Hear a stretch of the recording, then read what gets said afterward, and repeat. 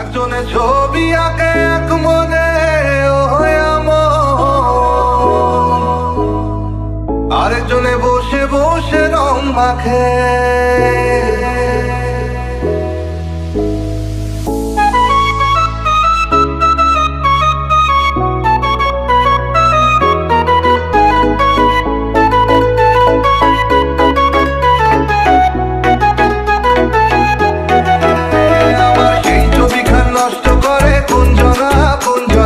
সেই ছবিখান নষ্ট করে কোন জনা তোমার ঘরে বসত করে।